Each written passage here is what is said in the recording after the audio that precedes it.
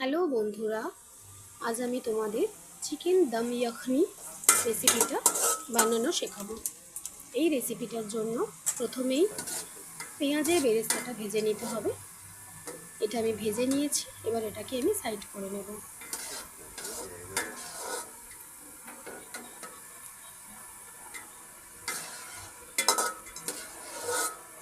এরপর এই তেলের মধ্যেই আমি কিছু গোটা গরম মশলা অ্যাড করে দিলাম। এলাচ, দারচিনি, লবঙ্গ আর তেজপাতা।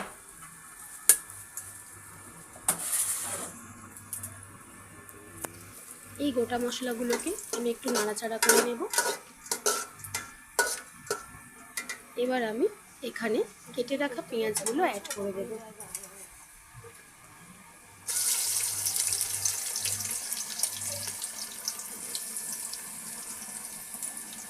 এই পর্যায়ে বন্ধুরা গ্যাসের ফ্লেমটাকে লোতে রাখবো, যাতে করে পেঁয়াজগুলো তলায় ধরে না যায়।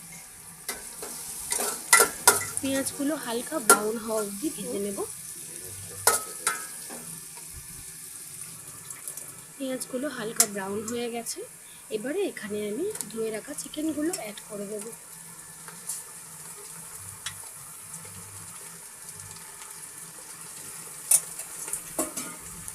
চিকেনটা আমি অল্প কিছুক্ষণ ভেজে নেব, যাতে করে চিকেনের কাঁচা গন্ধটা চলে যায়।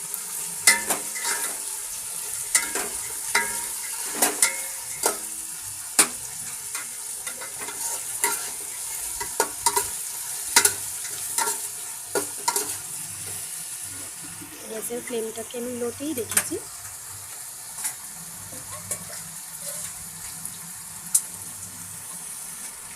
চিকেনটা হালকা ভাজা হয়ে গেছে। এবার এখানে আমি রসুন বাটা, আদা এবং জিরে বাটা দিয়ে দেব।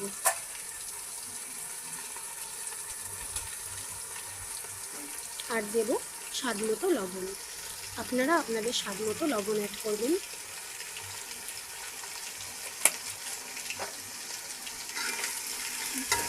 এই বাটা মশলাগুলোকে আমি কিছুক্ষণ নাড়াচাড়া করে ভেজে নেব।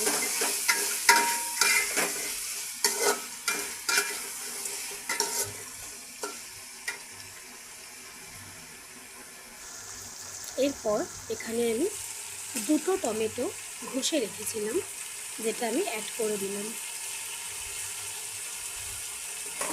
2-3 মিনিট ধরে টমেটোটা আমি একটু ভেজে নেব।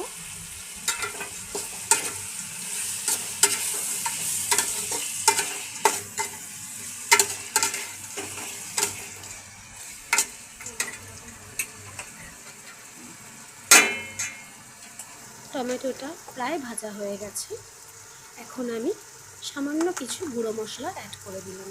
একটু হলুদ গুঁড়ো, আর এখানে আমি 2 চামচ কাশ্মীরি লঙ্কার গুঁড়ো দিয়েছি। যেহেতু আমার মেয়ে খাবে, খুবই ছোট বাচ্চাও, তাই এখানে আমি গুঁড়ো লঙ্কা ইউজ করিনি। আপনারা আপনাদের স্বাদ মতো গুঁড়ো লঙ্কা ইউজ করবেন।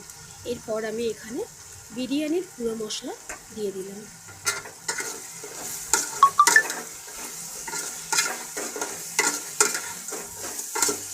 এর মধ্যে হাফ কাপ গরম জল দিয়ে মশলাটাকে আমি একটু কষিয়ে নেব।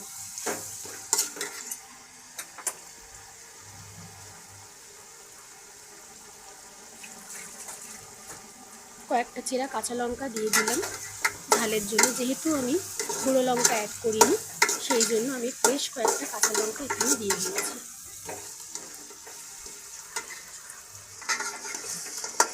দেখো বন্ধুরা, আমি হাফ কাপ গরম জল এখানে দিয়ে দিলাম মশলাটাকে কষিয়ে নেওয়ার জন্য। গ্যাসের ফ্লেমটাকে লোতে রাখবো, যাতে করে মশলাটা তলায় লেগে না যায়।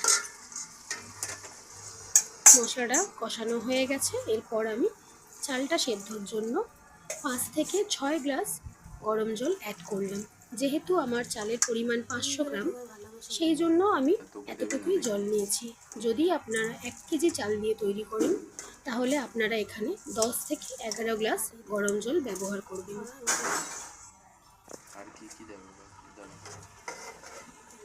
এটাকে একটু নাড়াচাড়া করে জলের মধ্যে আমি স্লাইস করে কেটে রাখা লেবু দিয়ে দিলাম কয়েক টুকরো, যাতে করে চালগুলো একটু ঝরঝরে হয়।